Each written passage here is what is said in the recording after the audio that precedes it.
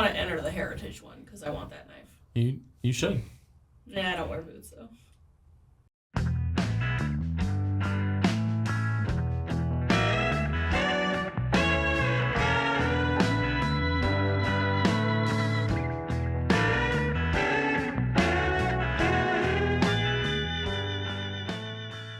All right, welcome to the Nick's Boots from Start to Finish podcast. I am your host, Shuyler Mao, joined here by Rebecca Burnham, operations manager, Kelsey Lursback, of course, running the ones and twos.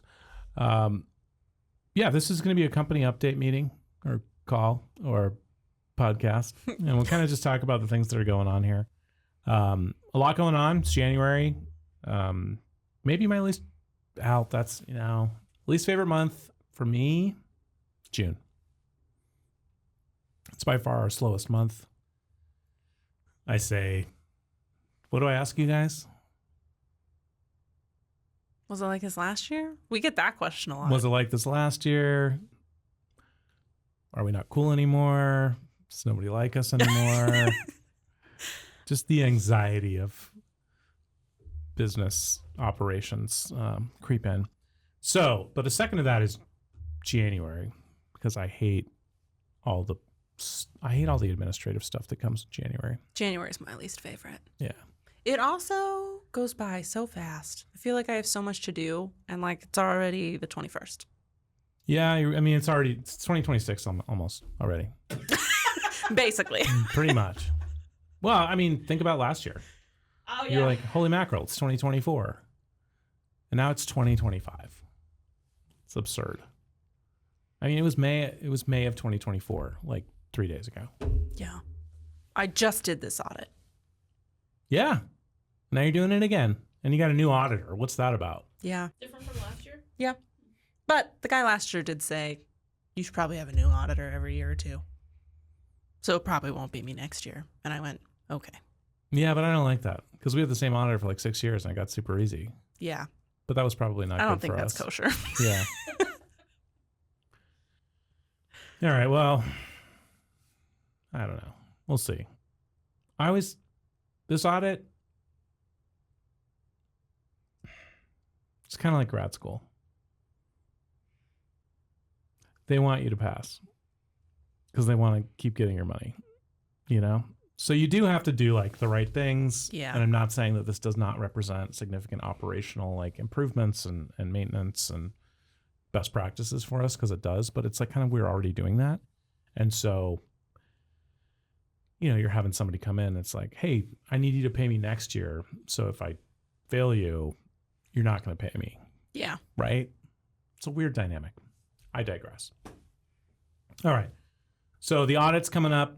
That's always fun. I feel like that's another thing that kind of flies by. Takes a lot of work prepping, but then all of a sudden you're like, oh my gosh, it's over. Yeah, that's the thing. It's not hard. It's just very detail oriented and documentation focused, and it just takes forever to prepare for it. And then it's 2 days and it's over. Yep. Okay. A more recent change. So we are eliminating restocking fees on RTS orders. That is my fault. There's a lot of work that goes into ready to ship in terms of inventorying, photographing, listing, describing.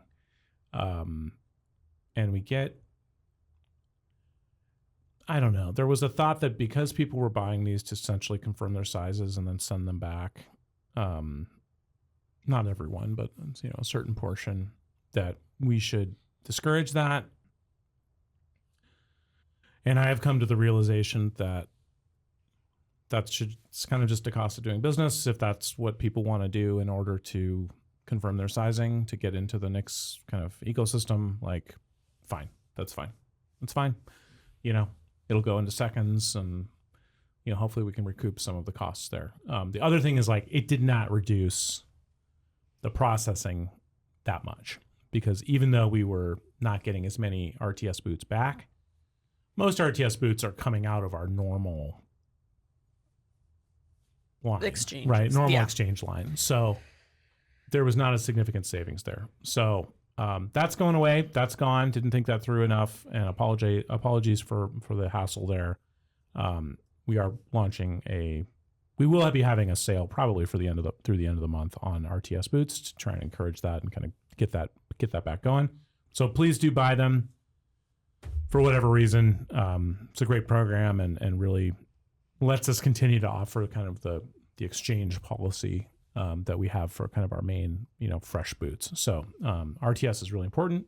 Hopefully I didn't ruin it forever, and it'll come back and we'll be good.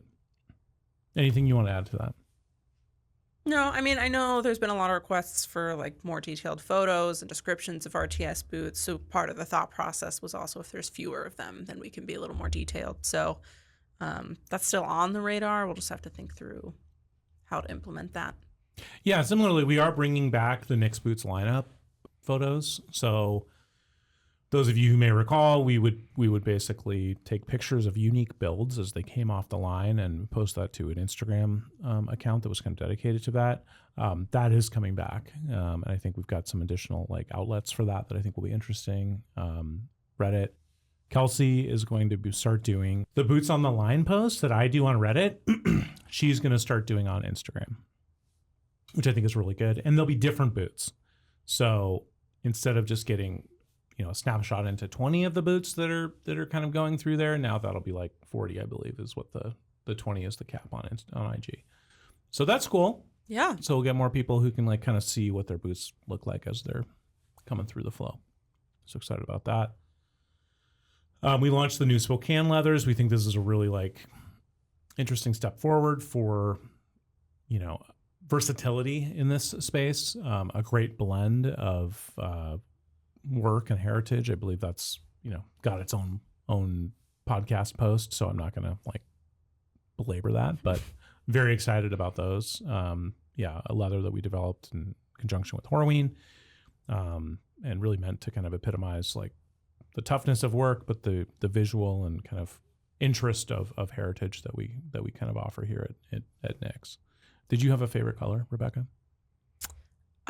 I don't know about a favorite color, but I love that it's smooth and waxed instead of just a smooth and rough out. Yep. Yeah, cool. A new approach. Not really aware of anyone doing that. So yeah, you'll be able to get, a waxed flesh or a smooth, and we can kind of offer that without having to have the same inventory outlay. So it's kind of a win-win for everybody. So that's pretty cool. We are talking about bringing back a try-on program. Yep. Never thought I'd see the day. This was not my idea. No, and I am shocked that I even suggested it, but here we are. So for those who wonder, I'm usually the cause or introducer of complexity. And in this case, I'm clean. I'm unsullied. I didn't even broach this or plant a seed. This was Rebecca reacting to customer feedback. Yeah. I mean, it makes sense. Sizing is still, that was part of the idea with the restocking fee on RTS is customers want an outlet for trying something on before they purchase, which makes sense. But navigating that with an RTS program is complex. So the simplest solution would be to create a funnel for people who just want to try something on, which we had done away with a few years ago. So we're discussing bringing it back. It would probably be a simplified version from an operational standpoint, but from a customer perspective, I don't know that it would actually be all that different than the previous version. Yeah, and that's the thing that kind of got lost in the shuffle with the RTS restocking fee is it was kind of intended to be essentially, in some ways, a try-on fee, if you will, right? So if you wanted to try on this boot, sure, you can send it back, but, we'll keep 15%, which I think is because we used to charge $100 for the try-on boot fee. I think it was at least $150. It was quite a bit. Yeah. And so that was not communicated clearly. And so, that was probably an opportunity for improvement. But that was kind of the rationale behind that. And so there is just a lot of processing that goes into that. It's essentially 1 to 2 people that kind of have to manage it. I think the thing about the try-on process is when we had it up and running, we were about a third of this size. Mm-hmm. And we had like 3 people. 3 full-time people. 3 full-time people. That's all they did was process try-on boots. So I think though, like because of the evolution of the RTS program, there is probably some overlap there that we don't necessarily have to like come up with this whole new thing and, you know, hire 3 more people to run it. I think we can layer that in, but we're still kind of working out the details. But if you have any feedback on that, you know, we'd love to hear from you. Yeah, I do think it also has the potential to make the RTS program a little more appealing for people that are just looking for an in-stock boot. Like if you're a 9D, you probably have a hard time finding a boot in the RTS program. True. Because people are buying it to try on a size. So you have to like really be on it if you're trying to buy one. But that's a good point. If we remove the try-on aspect from the RTS program, then whatever's there is more than likely just being purchased. Yep. So lots to balance there. Excuse me. We've got some new soles coming. The half soles will be available here in a bit. The only bummer about the half soles is they probably still don't work with like our bigger, wider sizes. So the waist on them is fairly narrow. And so we will probably have to have just the way with our, we'll have to have some caveats or some like conditional logic in terms of, you know, people selecting them, which is kind of a bummer. But, you know, for I think for 90% of people, it'll be fine. So we will be making those available as well as some new soles. I posted a picture about some brown soles from Dr. Sole that we put on a Palouse that I thought looked really interesting. So you'll see kind of more whimsy and some of those sole options coming out here. Did you see? No, you probably didn't see that. They're Aldert's boot. They're the natural predator. Oh. They look awesome. Yeah. Very, very, very handsome. Another thing we had a conversation about was, so we're kind of establishing what we're going to call our flagship models. And this is kind of interesting because this is basically going to be based around the options that people select the most commonly with our design your own boots. And so we've seen some changes over the years in terms of customer preferences, I think, as we've added more options. So the hope there was to come up with some kind of flagship models that represent like the mock toe, that represent the Builder Pro, that represent the Americana, that represent like cap toe options, kind of a simplified way to look at the catalog and like, hey, these are 5 of our most, you know, impactful products. Please take a look at these and buy them. I mean,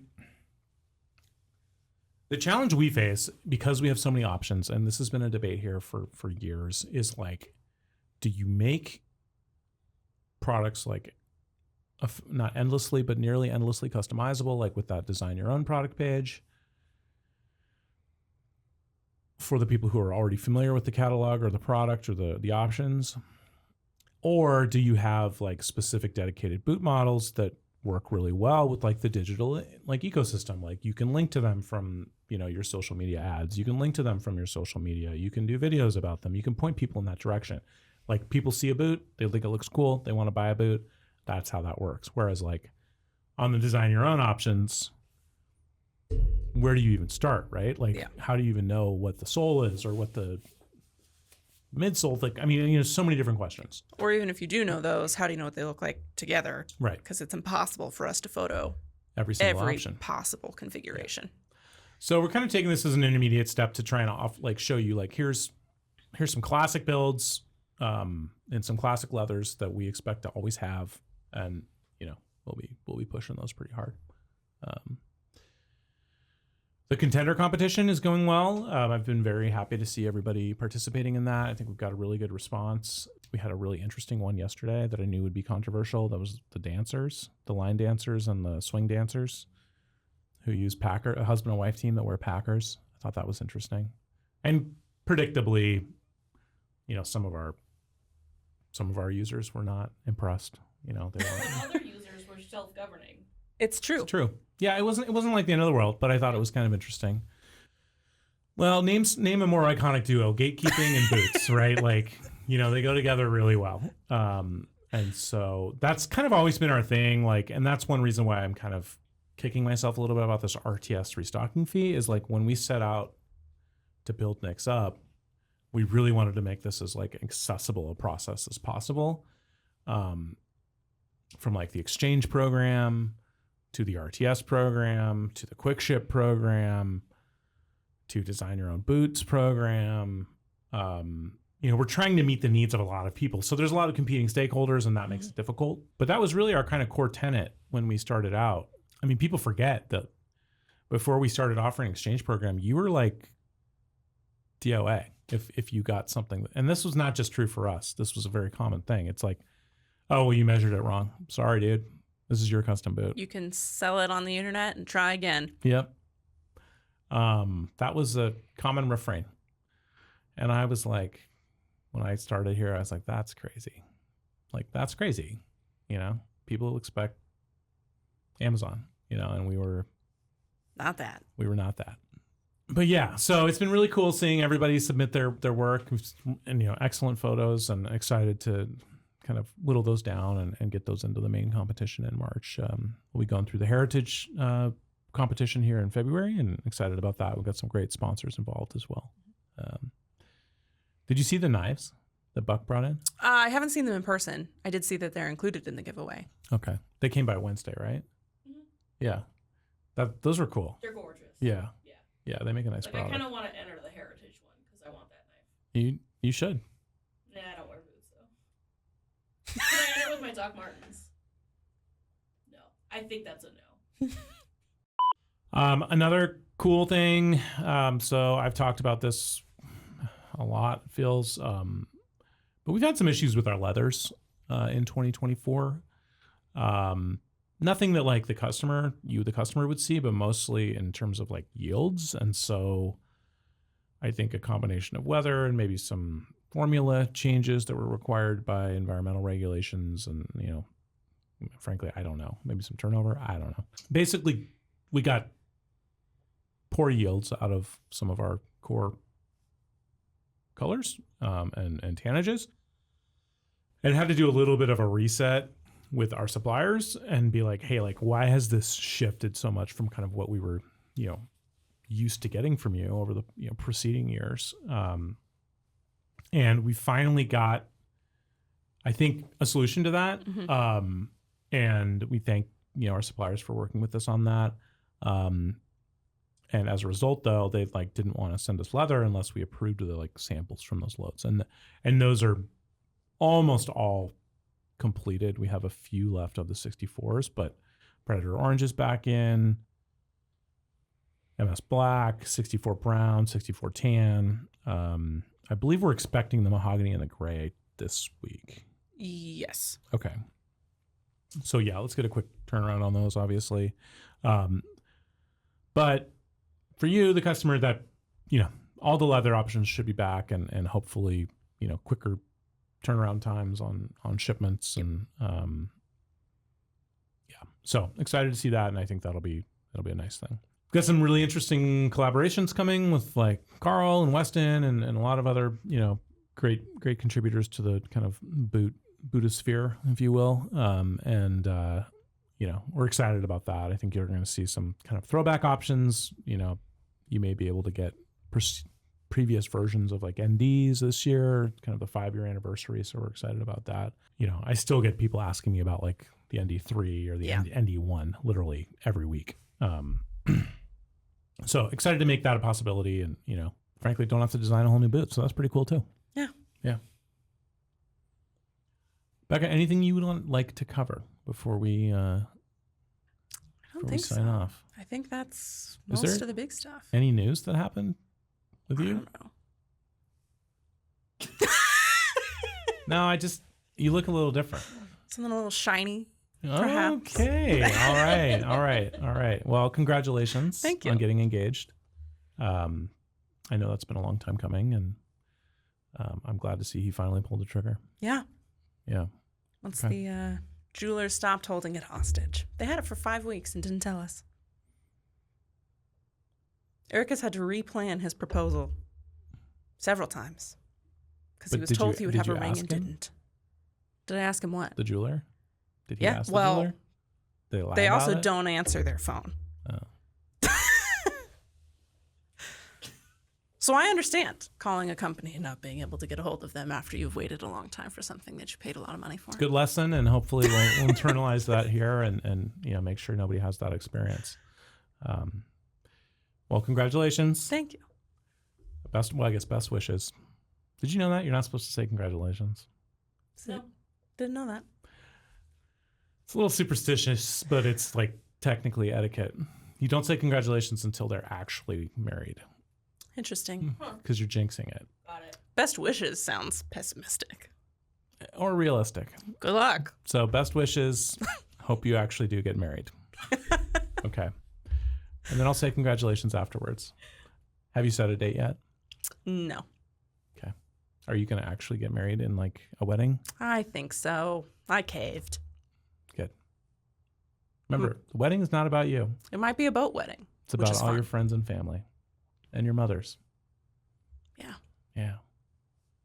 Like many things. It's not about us. Best wishes again. And congratulations. I'm sure Thank it'll be fine.